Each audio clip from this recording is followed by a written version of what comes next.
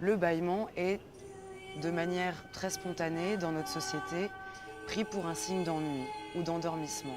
Moi, j'ai voulu en faire quelque chose d'autre qui va au-delà, qui va questionner une autre magie, une autre poétique de l'intime.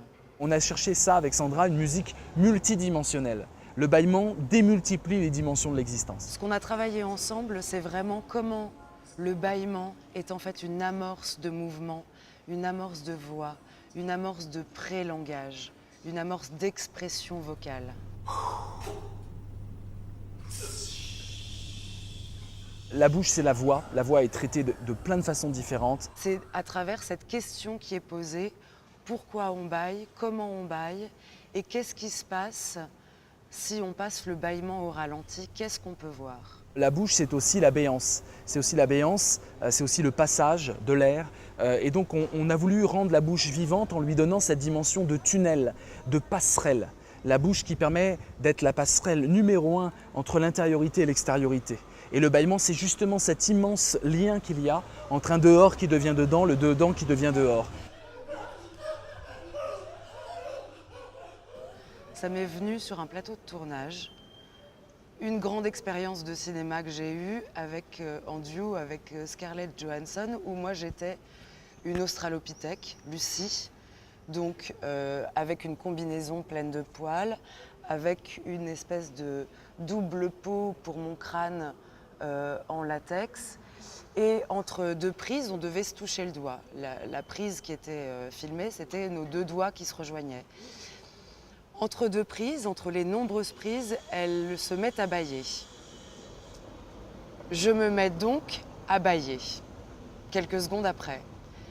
Le bâillement tellement grand fait que ça décolle un petit bout du latex. Et les maquilleurs arrivent, raccord maquillage. Écoute, même si moi je faisais des mouvements de mâchoire prognate, malgré les déformations du visage nécessaires pour le rôle, il ne fallait pas aller jusqu'au bout de l'extension de la mâchoire. Et je me suis dit que c'était très intéressant sur le moment et j'ai gardé cette idée de la contagion, de pourquoi le bâillement déformerait encore plus le visage que n'importe quelle autre grimace. Donc le bâillement comme une grimace exceptionnelle, la plus grande des extensions maxillaire. Et c'est vraiment cette chose-là de laquelle je suis partie, à la fois d'une chose tragique qui nous arrive et à la fois de la figure absurde dans laquelle ça nous met et de quelque chose qui est extrêmement comique.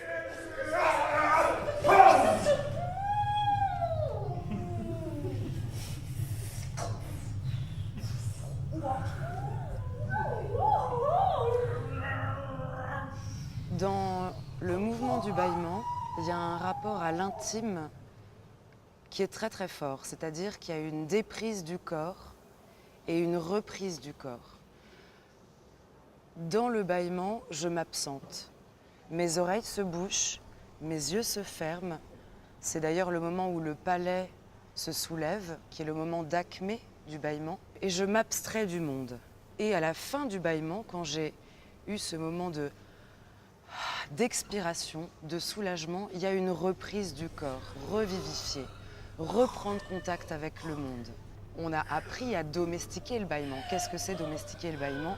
C'est mettre la main devant sa bouche.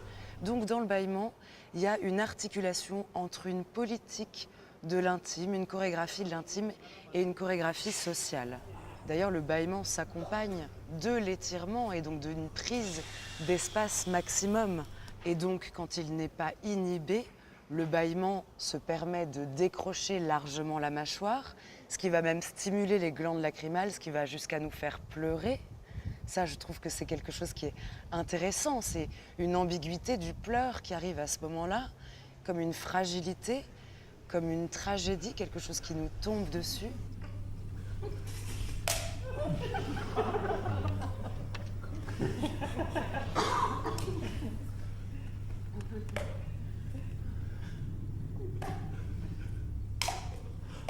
Ce qui est un grand confort pour un compositeur, c'est qu'on n'est pas livré à nous-mêmes. On a vraiment une chorégraphe qui non seulement a des idées, mais qui n'a pas des idées arrêtées, qui a des questions.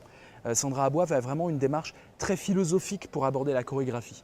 D'abord, elle fait en sorte d'avoir une connaissance quasi encyclopédique du domaine qu'elle veut investir chorégraphiquement. La musique d'ouverture, 15 minutes a cappella. Au début, ce n'était pas censé être a cappella. Il y avait des voix qui étaient là, 3 voix, en anglais, un texte que j'ai composé. Et au début, il s'agissait d'amener des instruments qui soutiennent de façon discrète ces voix.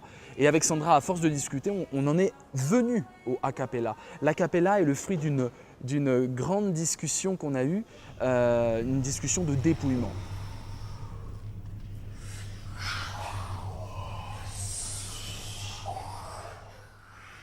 Alors, ce qui se passe dans le spectacle, c'est qu'il y a une grande part qui est donnée au souffle, à la voix et au son produit par le corps. Que ce soit le son du bâillement et même une arrivée spontanée comme ça d'onomatopée. Donc ce que j'ai demandé en fait à Vincent Cespedes, qui est le compositeur de la musique du spectacle, c'est qu'on trouve comment s'articule justement ce rapport à la voix qui est en prise directe au plateau et à une musique enregistrée qui viendrait comme ça dialoguer. Donc on s'est aussi concentré sur des voix, sur des partitions vocales qu'il a enregistrées avec plusieurs interprètes. Et puis je lui ai lancé des défis en fait, qu'il a largement relevés, puisque dans cette même démarche de tragédie, je lui ai fait écouter un morceau de Chavela Vargas, qui est peut-être l'idole de Pedro Almodovar, qui sait pleurer, qui sait aller jusqu'au bout d'une passion, même d'une ferveur dans le chant. Et lui m'a proposé en fait d'aller directement à la source d'une musique hautement passionnée qui est la musique flamenca. Nadie va solo, llévame, querido.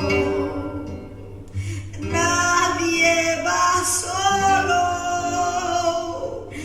tómame contigo. On a aussi à l'opposé une musique acoustique mais traditionnelle qui touche mes origines andalouses du côté de mon père, musique flamenco, donc un flamenco avec des artistes de Séville. Et ce qui est intéressant, c'est que le challenge était de taille parce que j'ai dû réécrire un texte espagnol, renouer avec la langue, réécrire une musique dans l'esprit du flamenco.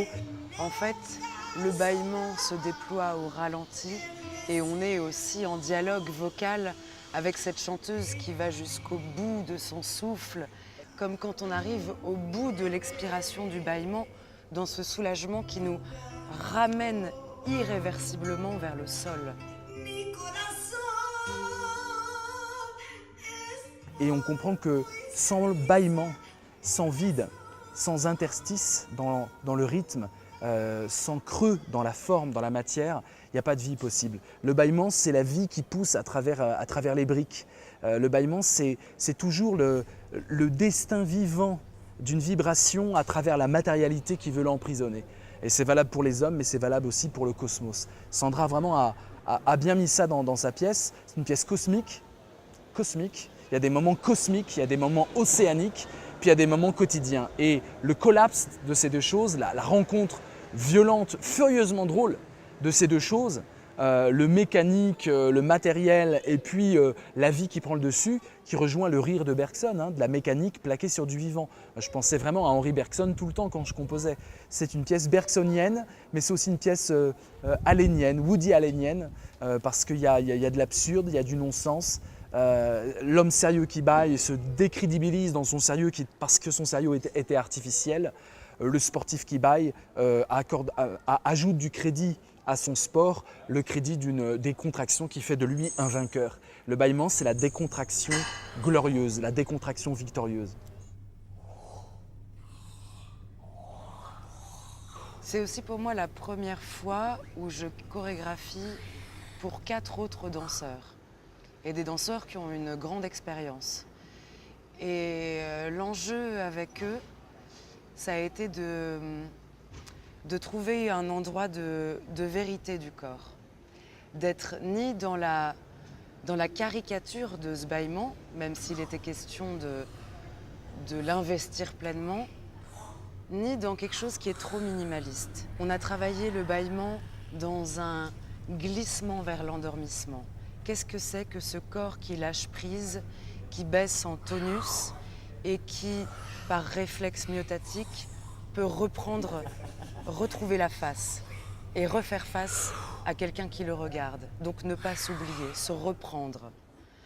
On a travaillé sur les rapports des interdits. Qu'est-ce qu'on doit faire ou pas avec sa bouche? Quel rapport au lâcher-prise et à une posture qui devient presque impudique et qui déborde d'elle-même dans son abandon. Et donc on a beaucoup travaillé sur l'ambiguïté du signe et comment on peut se détacher du signe de bâillement qui est pris comme un signe d'ennui ou d'endormissement et comment on peut le faire glisser vers quelque chose qui est équivoque. Je suis devenu bâillementophile, je vois du bâillement partout, je vois comment les gens au quotidien camouflent leur bâillement très discrètement. C'est pire d'ailleurs, c'est-à-dire que vous êtes avec quelqu'un, il bâille, vous le savez, mais il le camoufle comme s'il prenait sa respiration et en fait vous vous dites, si tu le caches, c'est que tu as honte de la partie peut-être la meilleure de toi-même, la partie qui est capable de lâcher prise et de se laisser emporter au flot de l'autre. Détendez-vous, laissez-vous traverser. Ici et maintenant, nous allons apprendre à accueillir, à accepter la sérénité. Et ce que je voulais par-dessus tout, c'est que le public évidemment soit lui aussi contaminé par le bâillement, donc lui aussi invité à se détendre la maxillaire et surtout à rire de soi, parce qu'on est tous pris dans cette aventure qui est à la fois totalement naturelle et complètement absurde, qui nous fait devenir, qui nous déforme, qui nous transforme, qui nous rend ridicules. Et donc c'est un clin d'œil à l'époque que l'on vit, où il faut aller dans un cours de yoga pour pouvoir bâiller en toute impunité. Ça va mieux? On est bien? Alors aujourd'hui, on voit les gens avec des petits appareils sur eux qui comptent leurs pas. Voilà, ils comptent leurs pas. On compte nos pas. On devrait avoir des appareils qui comptent nos rires, parce que quand on rit, on s'ouvre aux autres et on retrouve de la joie. On devrait avoir des appareils qui comptent nos bâillements, parce que quand on bâille, on s'oublie. Et dans un monde où on est rivé sur soi à travers des écrans, dans un e-narcissisme généralisé, dans cette société selfie où on ne fait que se regarder le nombril et partager notre nombril, bâiller, c'est justement un moment de non-partage numérique et de partage corporel, avec toute la dimension magique que recèle la notion de corps.